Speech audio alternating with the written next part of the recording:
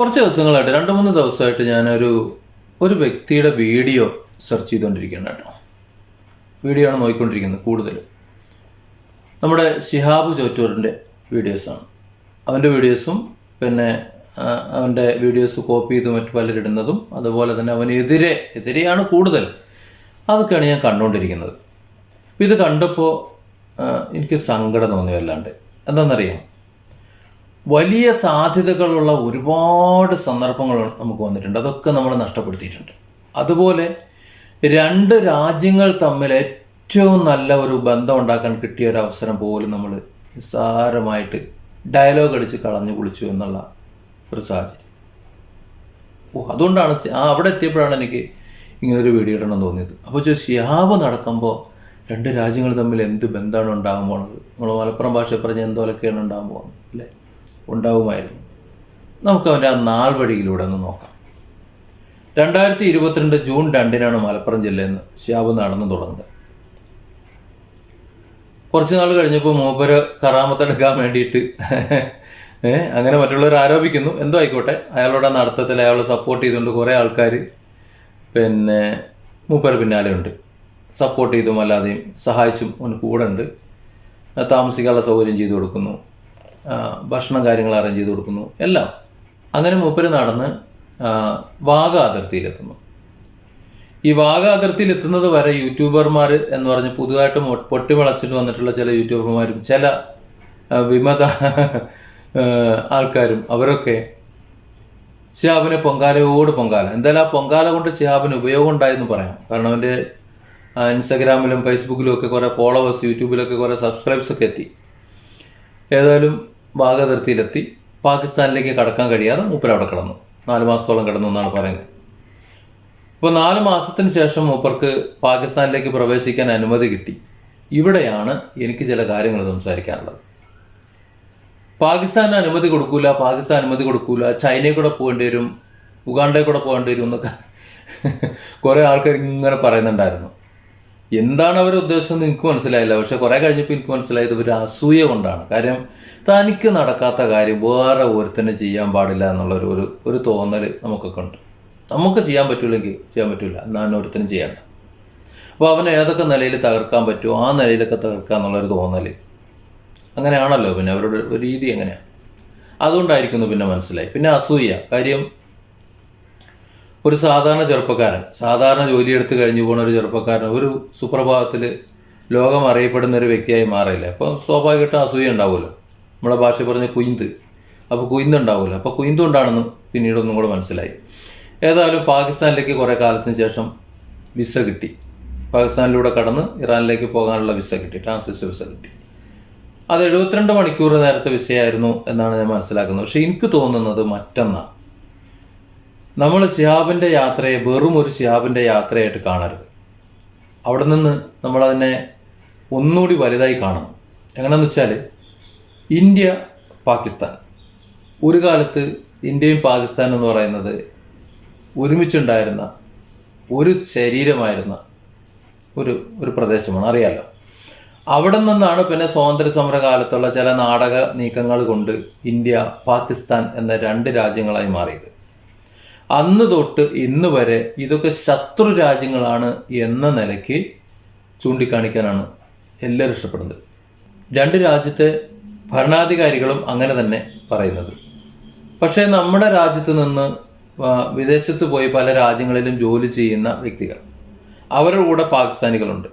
ആ പാകിസ്ഥാനികളും ഇന്ത്യക്കാരും തമ്മിൽ എന്തെങ്കിലും പ്രശ്നങ്ങളുള്ളതായിട്ടോ അല്ലെങ്കിൽ അങ്ങനെ എന്തെങ്കിലും ഒരു കുഴപ്പങ്ങളുള്ളതായിട്ടോ നമ്മൾ എവിടെയും കണ്ടിട്ടില്ല. അതിൽ നമ്മൾ മനസ്സിലാക്കേണ്ടത് ഇന്ത്യ പാകിസ്ഥാൻ ഈ 2 രാജ്യത്തെയും ജനങ്ങൾ തമ്മിൽ ശത്രുതയൊന്നും ഇല്ല എന്നാണ്.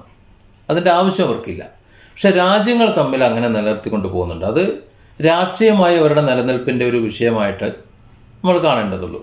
അത് തന്നെയാണ് ശിഹാബിൻ്റെ ഈ വിഷയത്തിൽ നമ്മൾ വരുന്നത്. കാരണം മറ്റ് രാജ്യങ്ങളെപ്പോലെ അല്ല ഇന്ത്യയും പാകിസ്ഥാനും. ഇന്ത്യയും പാകിസ്ഥാനും എന്നത് 2 ശത്രു രാജ്യങ്ങളായി നിലനിൽക്കുമ്പോൾ, അടുത്തടുത്തുള്ള 2 ശത്രു രാജ്യങ്ങളായി നിലനിൽക്കുമ്പോൾ ആ രാജ്യങ്ങൾക്ക് പരസ്പരം ഒരുപാട് കാര്യങ്ങൾ ശ്രദ്ധിക്കേണ്ടതുണ്ട്. പാകിസ്ഥാനിൽ നിന്നും ഒരു വ്യക്തി ഇന്ത്യയിലേക്ക് വന്നു എന്ന് കരുതുക. ആ വ്യക്തി തിരിച്ച് പാകിസ്ഥാനിൽ എത്തുന്നത് വരെ ഇന്ത്യക്ക് ഉത്തരവാദിത്വം ചേർത്തൊന്നുമല്ല. ഇല്ലെങ്കിൽ ഇന്ത്യയുടെ ഒരു സ്വഭാവത്തെ തന്നെ ലോകരാജ്യങ്ങളെ മുന്നിൽ ബാധിക്കുന്ന വിധത്തിലേക്ക് കാര്യങ്ങൾ പോകും. ഇതേ അവസ്ഥ പാകിസ്ഥാനിലുണ്ട്. അപ്പോൾ ഒരു ഇന്ത്യക്കാരനായ ഒരു വ്യക്തി, അത് ശിഹാബ് ആയിക്കോട്ടെ ആരും ആയിക്കോട്ടെ, പാകിസ്ഥാനിലേക്ക് കടക്കുന്നു. പാകിസ്ഥാനിലൂടെ നടന്ന് ആശാൻ ഇറാനിലേക്ക് പോകുന്നു. അങ്ങനെ നടന്നു പോകുന്ന അത്രയും സമയം ആ പൗരന് ഒന്നും പറ്റാതെ സൂക്ഷിക്കേണ്ട ഉത്തരവാദിത്വം എന്ന് പറയുന്നത് ആ രാജ്യത്തിൻ്റെ ഉത്തരവാദിത്തമാണ്. ഇപ്പോൾ ശിഹാബ് ചോറ്റൂർ അല്ലെങ്കിൽ മറ്റൊരു വ്യക്തി ഇന്ത്യയിൽ നിന്ന് പാകിസ്ഥാനിലൂടെ നടന്ന് ഇറാനിലേക്ക് പോകാൻ തീരുമാനിച്ചു എന്ന് കരുതുക. അങ്ങനെ യാത്ര ചെയ്തുകൊണ്ടിരിക്കുന്ന സമയത്ത് പാകിസ്ഥാനിൽ വെച്ചിട്ട് പാകിസ്ഥാൻ ജനതയുടെയോ അല്ലെങ്കിൽ മറ്റെന്തെങ്കിലോ അല്ലെങ്കിൽ എന്തോ ആയിക്കോട്ടെ, ഒരു വന്യജീവിയായിട്ട് എന്തെങ്കിലും മതി, ഏതെങ്കിലും നിലയ്ക്ക് ആ വ്യക്തിക്ക് ഒരു അപകടം, ഒരു അപായം സംഭവിച്ചാൽ പിന്നെ ലോകരാജ്യങ്ങളോടാണ് പാകിസ്ഥാൻ സമാധാനം പറയേണ്ടി വരുന്നത്. ഇന്ത്യയോട് മാത്രമല്ല. അതൊരു വലിയ പ്രശ്നമാണ്, ചെറിയ പ്രശ്നമല്ല, നമ്മൾ ചിന്തിക്കുന്നതിലേക്ക് അപ്പുറമാണ്. അത് ഒരുപാട് രാജ്യാന്തര പ്രശ്നങ്ങൾ ഉണ്ടാക്കാൻ സാധ്യതയുള്ളൊരു സംഭവമാണ്. അപ്പോൾ അതുകൊണ്ട് ബുദ്ധിപൂർവമേ പാകിസ്ഥാൻ കളിക്കൂ. അപ്പോൾ സ്വാഭാവികമായിട്ട് ഒരു 3 ദിവസത്തെ കൊടുത്തു. ആ 3 ദിവസത്തെ നീക്കങ്ങൾ എങ്ങനെയാണെന്ന് നോക്കിയിട്ട് എക്സ്റ്റെൻഡ് ചെയ്യാമെന്ന് പക്ഷേ അവർ കരുതിയിട്ടുണ്ടാവും. അപ്പോൾ ശിഹാബിന് അറിഞ്ഞോളുന്നില്ല, ആരും അറിഞ്ഞോളുന്നില്ല. ഏതായാലും 72 മണിക്കൂർ അവൻ അനുവദിച്ചു കൊടുത്തു. നമ്മൾ കണ്ടതാണ്, പാകിസ്ഥാനിലേക്ക് കടന്നു. പാകിസ്ഥാൻ പട്ടാളം അവനെ സ്വീകരിക്കുന്ന കണ്ടു. അത് കഴിഞ്ഞ് അവിടെ നിന്ന് നടന്നു പോകുമ്പോൾ ഇന്ത്യയിൽ കിട്ടിയതിനേക്കാൾ സ്വീകരണം പാകിസ്ഥാനിലെ ജനങ്ങൾ അവന് കൊടുക്കുകയും അവനെ ഏറ്റെടുത്ത് നടത്തുകയും ചെയ്തു എന്നുള്ളത്. കാര്യം അവന് വേണ്ടിയിട്ട് കോടതിയിൽ പോകാനും വിസ അനുവദിക്കാനും പിന്നെ അവിടെ ചെന്ന് അവരെ ഏറ്റെടുക്കാനും ഭക്ഷണം കൊടുക്കാനും താമസിപ്പിക്കാനും ആ ജനത കാണിച്ച ആ പ്രവൃത്തി നമ്മൾ അതിനെയാണ് നമുക്ക് അതാണ് മനസ്സിലാക്കി തരുന്നത്. അപ്പോൾ ഏതായാലും അവനെ നന്നായിട്ട് സ്വീകരിച്ചു, അവൻ്റെ ഒപ്പം യാത്ര ചെയ്തു. പിന്നെ കുറച്ച് ദിവസം കഴിഞ്ഞപ്പോഴത്തേക്ക് ഗവൺമെൻറ് എന്തായാലും 72 മണിക്കൂർ കഴിഞ്ഞപ്പോൾ ഒരു എക്സ്റ്റെൻഡ് ചെയ്യാൻ തയ്യാറായില്ല. അപ്പോൾ അങ്ങനെ വരുമ്പോൾ സ്വാഭാവികമായിട്ടും നടക്കാൻ തന്നെ പറ്റില്ലല്ലോ. ഒരു രാജ്യത്തൂടെ മറ്റൊരു രാജ്യത്തെ പൗരൻ നടന്നു പോകുമ്പോൾ ആ രാജ്യത്തെ പൗരൻ തന്നെ നിയമം അനുസരിക്കണം. അപ്പോൾ പിന്നെ മറ്റൊരു രാജ്യത്തെ പൗരൻ്റെ കാര്യം പറയേണ്ടതില്ലല്ലോ.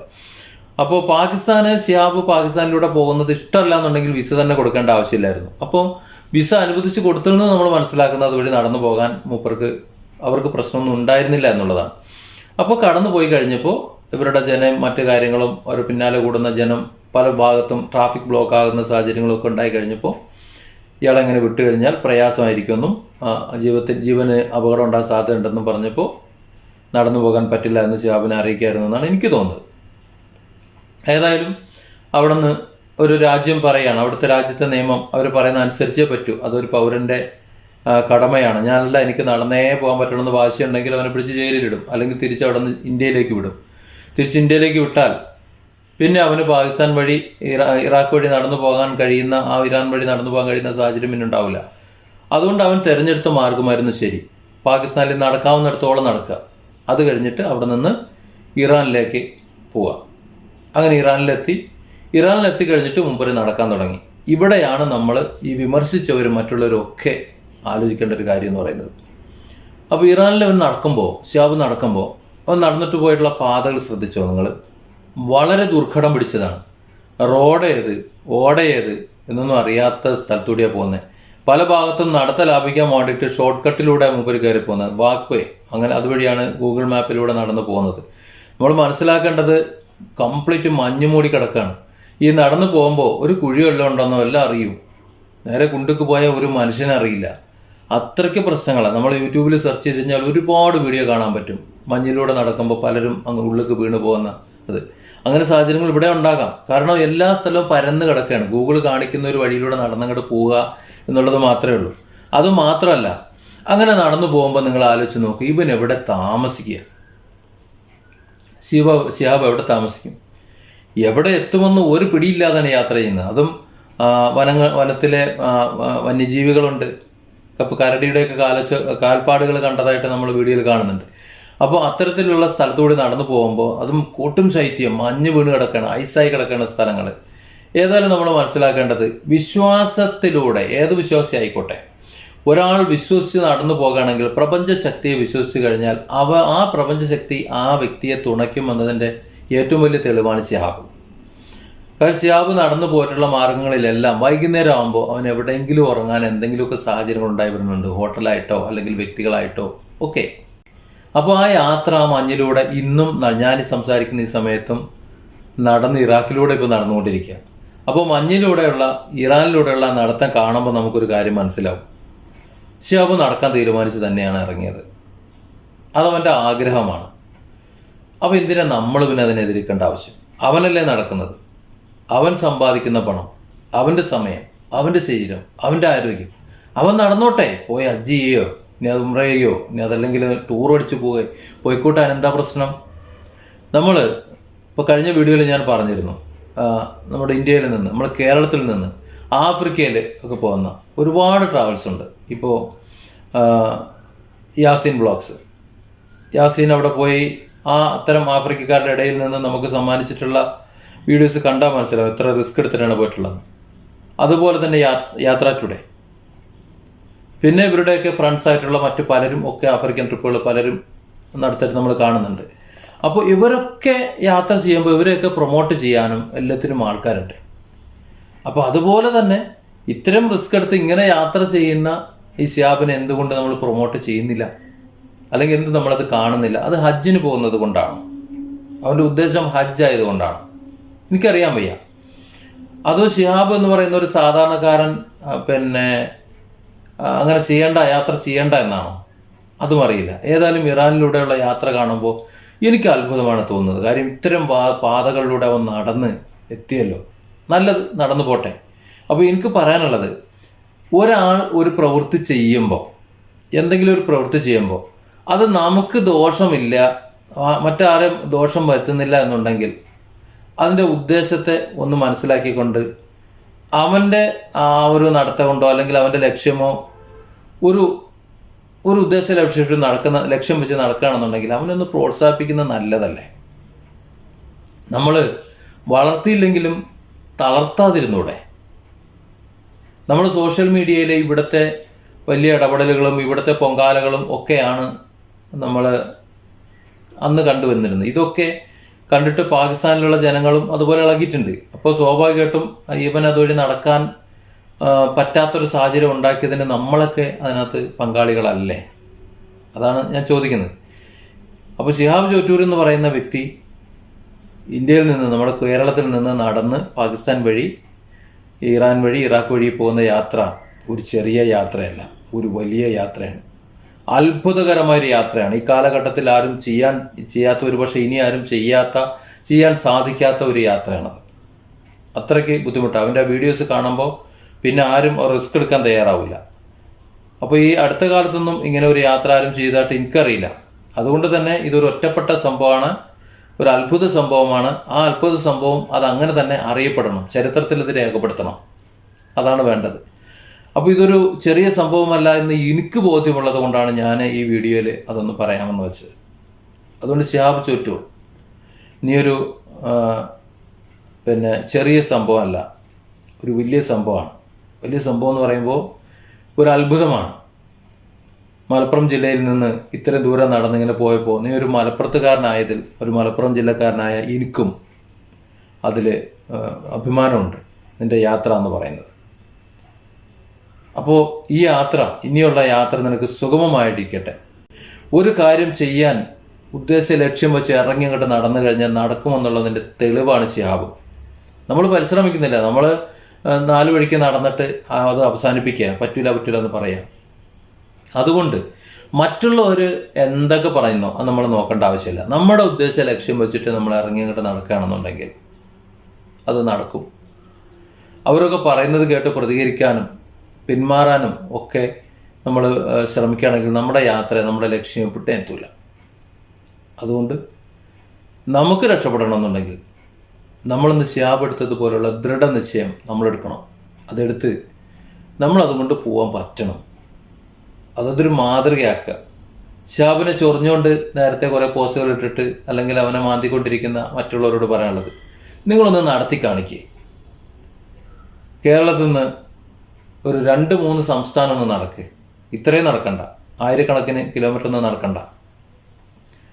വളരെ കുറഞ്ഞ ഒരു 100 കിലോമീറ്റർ ഒന്ന് നടന്ന് കാണിക്കുക. വേണ്ട, ഒരു 500 കിലോമീറ്റർ നടന്ന് കാണിക്കുക. എന്നിട്ട് പറ. പറ്റില്ലല്ലോ. അപ്പോൾ മുട്ടോളം ഇല്ലാത്തവൻ തട്ടോളമില്ലാത്തവനെ കുറ്റം പറയരുത്. കൈമുട്ട് വരെ ഇല്ല ഒരുത്തന്. ആ കൈമുട്ട് വരെ ഇല്ലാത്ത ഒരുത്തൻ പറയണം അയ്യേതോ എൻ്റെ ഒരു വിരലില്ല. എന്ത് നാണക്കേടാണ്. നാണമില്ലേ നിങ്ങൾക്ക്? ശാപേ, നീ വിജയിച്ചു.